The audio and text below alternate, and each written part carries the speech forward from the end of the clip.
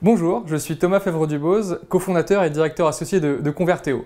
Converteo, c'est un cabinet de conseil qui accompagne ses clients dans la définition de leur stratégie digitale, l'implémentation et l'optimisation de leur dispositif internet. Alors le taux de conversion, qu'est-ce que c'est? Le taux de conversion, c'est le pourcentage des visiteurs qui vont arriver sur le site qui vont atteindre l'objectif du site.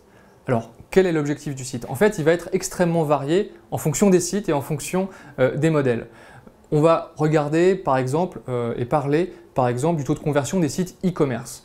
Le taux de conversion des sites e-commerce, c'est le pourcentage des visiteurs qui vont arriver sur le site qui vont effectivement effectuer une commande.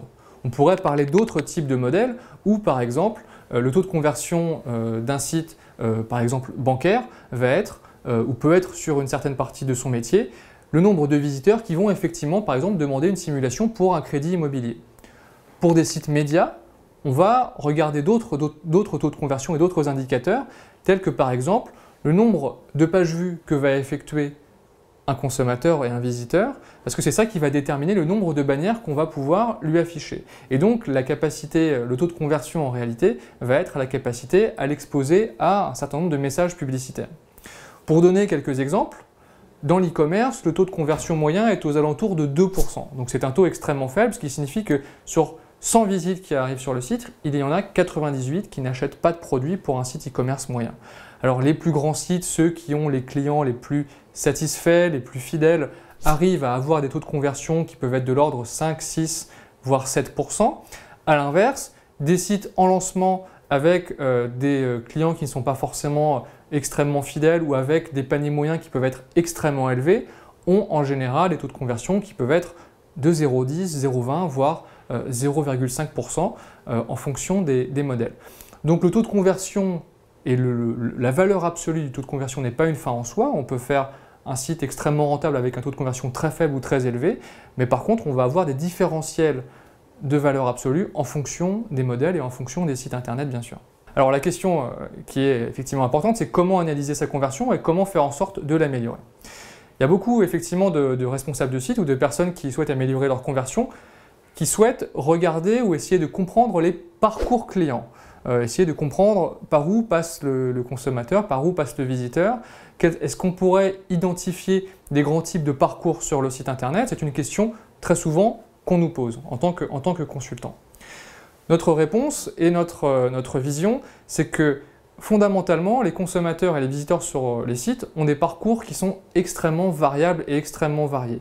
Quelqu'un peut rentrer par une page d'accueil, ensuite faire une recherche, voir une page produit, aller sur une page de contenu, quitter directement le site, alors qu'un autre pourra directement rentrer par exemple depuis un moteur de recherche sur une fiche produit, faire 20 fiches produits d'affilée et ensuite décider d'acheter le dernier produit qu'il a vu.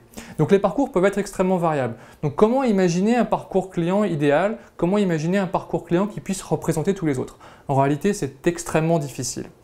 Nous conseillons donc et nous vous recommandons d'analyser par segment quelles sont les actions, quels sont les clics, quels sont les endroits, les fonctionnalités qui sont utilisées par vos consommateurs, par vos visiteurs, et de comparer l'efficacité de ces différents segments quant à leur capacité à convertir.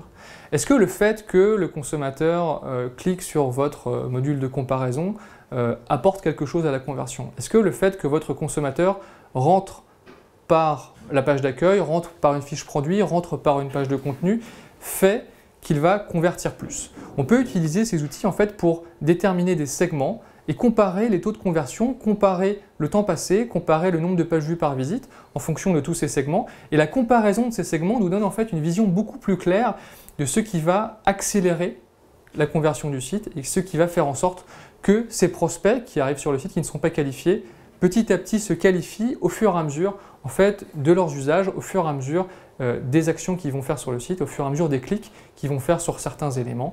On peut citer par exemple sur un site e-commerce le fait que le consommateur clique sur la rubrique d'avis client ou clique sur les spécifications plus détaillées du produit qui peuvent être des éléments extrêmement importants permettant pour lui de se projeter et de se dire que oui, effectivement, il a besoin de ce produit et il a envie de l'acheter.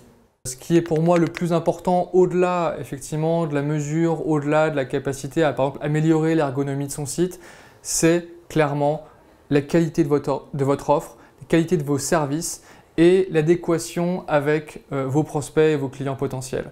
C'est ça effectivement qui va générer l'adhérence de vos prospects et de vos clients. C'est ça qui va générer effectivement de bons taux de conversion. En conclusion, il y a un certain nombre d'actions intéressantes que vous pouvez mettre en place. J'en citerai par exemple une, parce qu'on a évoqué les taux de conversion qui en moyenne sont assez faibles sur le site, donc énormément de visites ne se convertissent pas tout de suite. Donc un des éléments extrêmement intéressants à mettre en place, c'est par exemple la capacité à collecter un email d'une personne qui ne va pas convertir directement, avec la promesse par exemple d'une inscription à une newsletter ou la promesse par exemple d'une réduction qu'elle pourra obtenir plus tard sur une future commande, permettant de collecter cette information et ensuite vous pourrez la relancer en lui proposant de nouvelles offres, de nouveaux contenus, de nouveaux services pour faire en sorte que cette personne, même si elle n'a pas converti tout de suite, puisse convertir demain.